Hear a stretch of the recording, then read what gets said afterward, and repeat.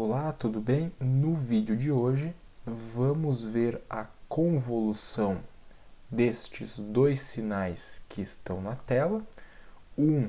Ele é uma exponencial multiplicada pelo degrau unitário e também multiplicada pelo tempo, enquanto o segundo sinal é uma exponencial multiplicada pelo degrau unitário. A convolução desses dois sinais deve ser algo similar com o que está aparecendo na tela, que é a convolução representada graficamente. E como que nós podemos chegar na expressão da convolução destes dois sinais? Nós começamos escrevendo a integral de convolução, que é a integral de menos infinito até mais infinito do primeiro sinal em função de tal, então tal e lambda 1 tal, u de tal, multiplicada pelo segundo sinal em função de t menos tal, e lambda 2 t menos tal, u de t menos tal, de tal.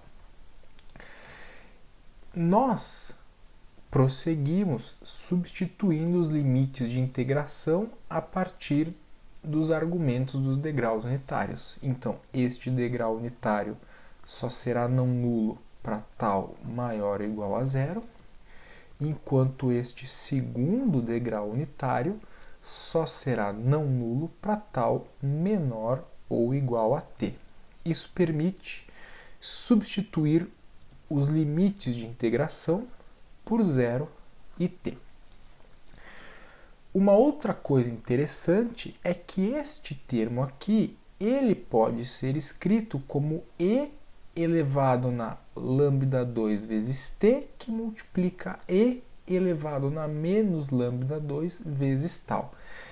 E elevado na lambda 2 vezes t, ele é uma constante dentro da integral, pois não depende de tal.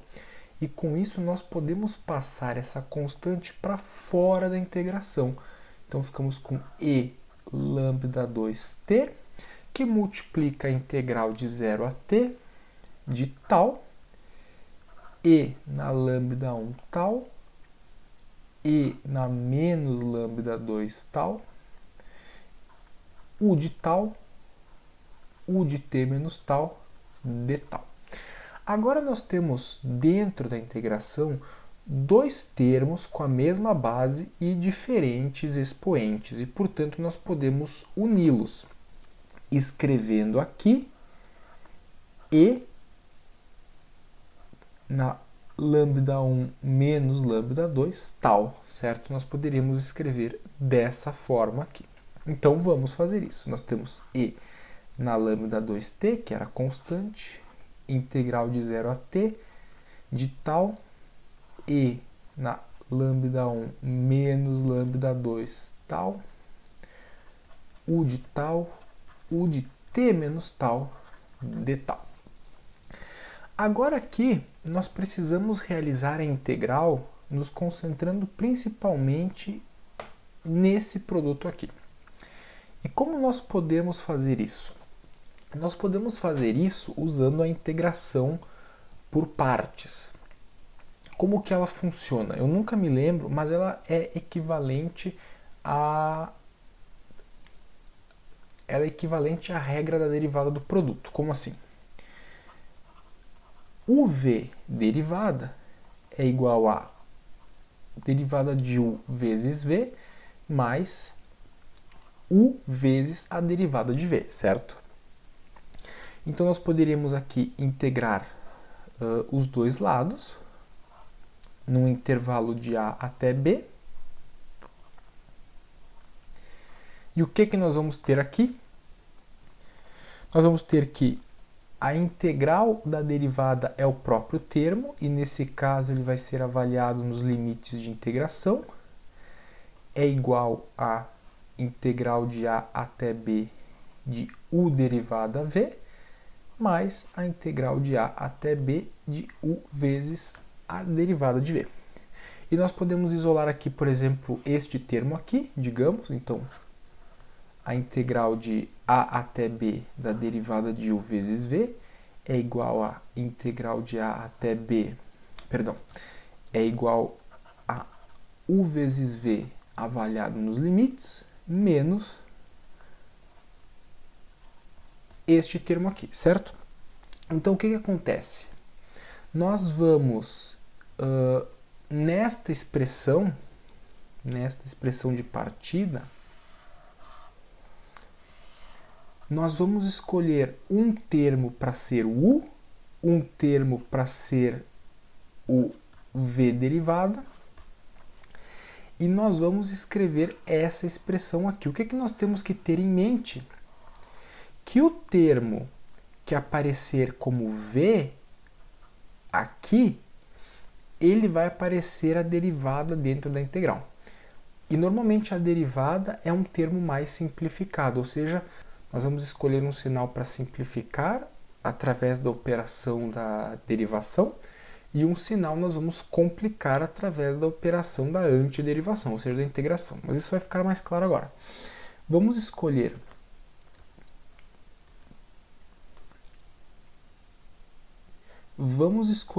como v o sinal, a parte tal.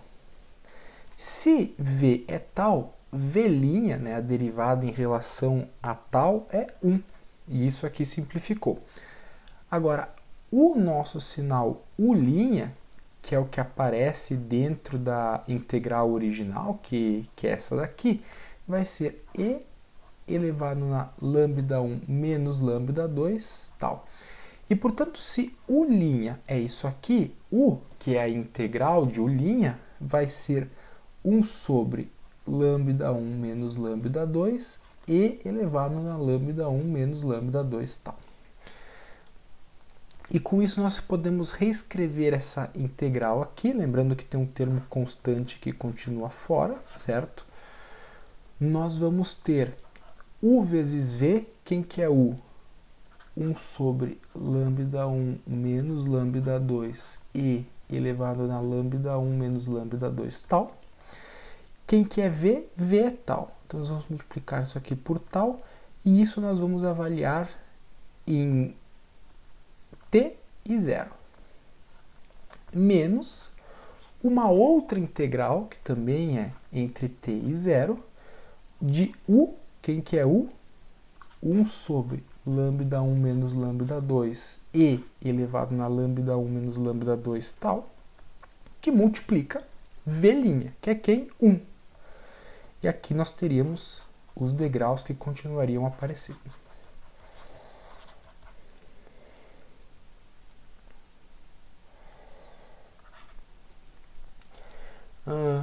Vamos resolver isso aqui, certo? No primeiro termo, nós já podemos substituir pelos limites de integração. No limite de integração inferior, quando tal for igual a zero, essa expressão é nula, portanto não precisamos nos preocupar com isso. Quando essa expressão for avaliada em t, nós vamos ter... Aí aqui lembrando que também vai ser multiplicado no final por u de t, certo? Aqui nós vamos ter 1 sobre lambda 1 menos lambda 2 e na lambda 1 menos lambda 2t, que multiplica t, u de t, certo? Avaliamos aqui. Agora, essa segunda parcela, nós ainda precisamos efetuar a integração, certo? E nós vamos ter o quê? Nós vamos passar esse termo para fora. Quando fizermos a integração desse termo, nós vamos ficar com lambda 1 menos lambda 2 ao quadrado e elevado na lambda 1 menos lambda 2 tal, u de t menos tal, e isso aqui agora avaliado nos limites de integração, t e 0, certo? Vamos fazer a substituição dos limites de integração.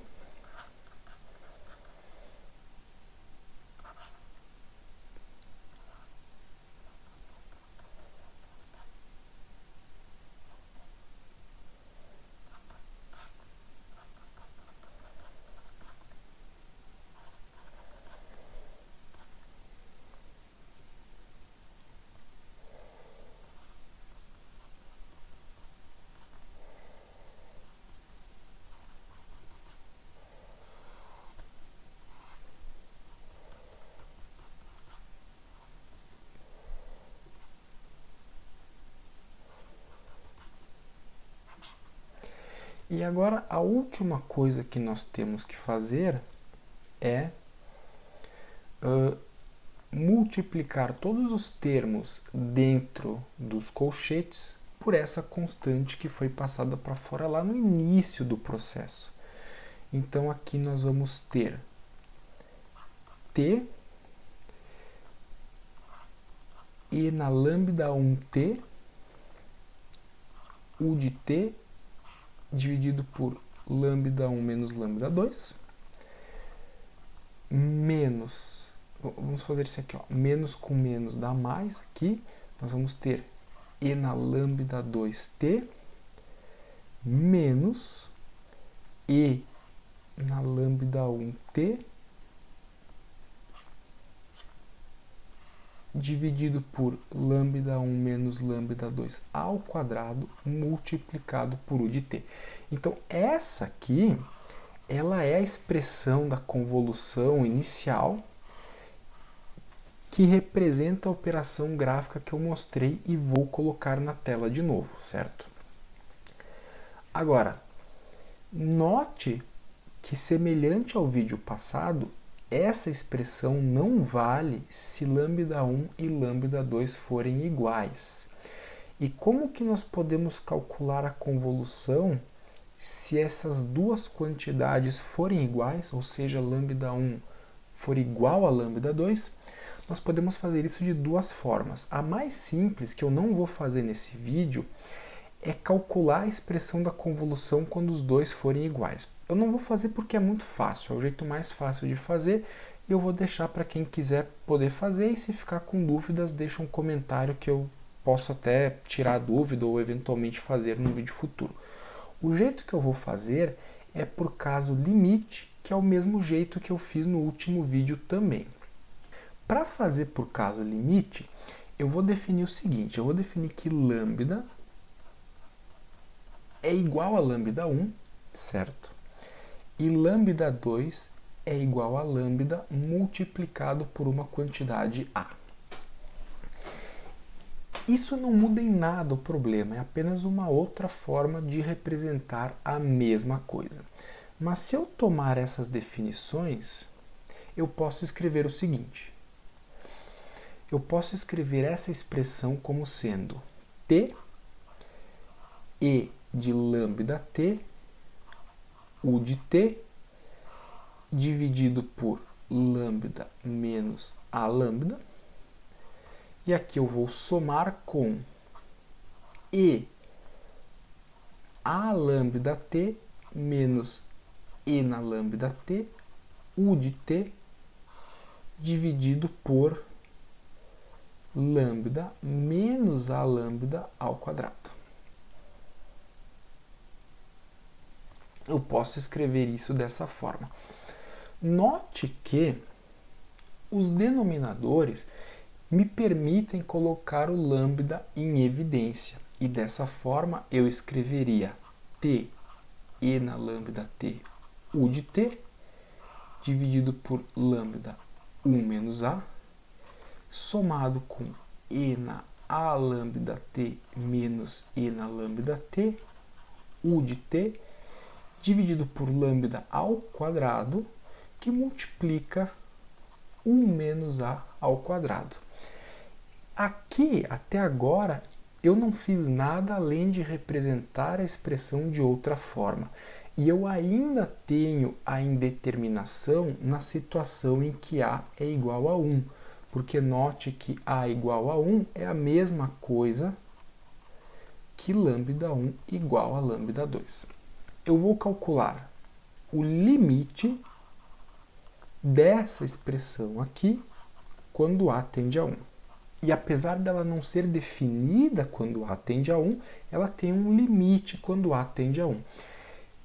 Esse limite eu posso chegar nele aplicando a regra de L'Hopital. Mas antes, para isso, eu vou ter que escrever essa expressão na forma de um único numerador e um único denominador. Então vamos fazer isso. Isso aqui é o limite quando A tende a 1 de o denominador comum vai ser lambda ao quadrado 1 menos A ao quadrado, e o numerador comum será essa parcela aqui, acrescida do termo lambda 1 menos a, que é o que falta aqui, mais essa segunda parcela aqui.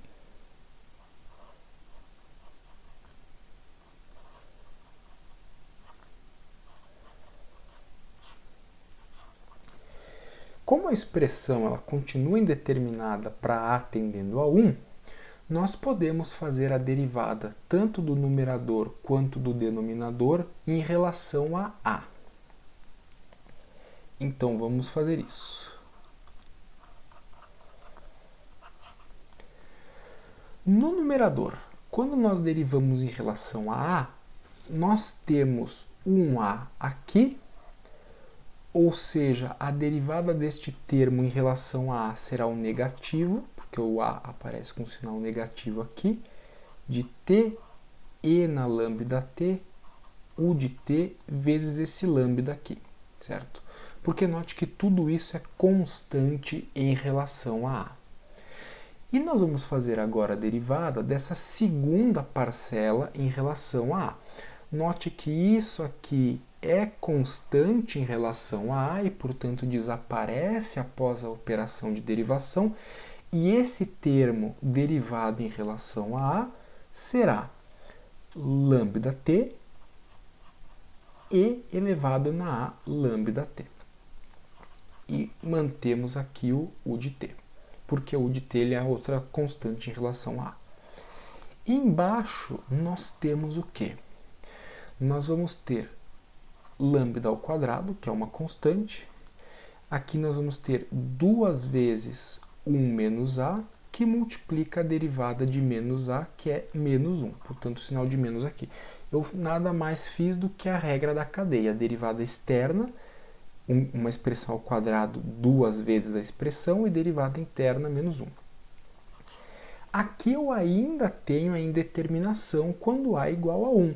Portanto, eu aplico a regra de L'Hopital mais uma vez. Então, isso vai ser igual ao limite, quando a tende a 1, da seguinte expressão. Isso aqui é constante em relação a a, e, portanto, desaparece na derivação. Quando eu derivo isso aqui em relação a a, eu vou ter lambda vezes t, que multiplica lambda vezes t, portanto, ficam ao quadrado, e elevado na a, lambda t, u de t. E embaixo eu tenho o quê? A derivada disso em relação a, como a aparece com sinal negativo aqui, é mais lambda ao quadrado, 2 vezes 2. Lambda ao quadrado aparece em cima e embaixo. E quando a tende a 1, aqui nós vamos tender a 1, nós vamos ficar com t ao quadrado, que multiplica e na lambda t, u de t, dividido por 2. E essa é a expressão que representa a convolução quando os dois lambdas são iguais. Eu espero que tenha gostado do vídeo. Se achou o conteúdo útil, deixa um like. Se ficou com dúvidas, especialmente na outra forma de calcular essa convolução, deixa um comentário e nos vemos na semana que vem.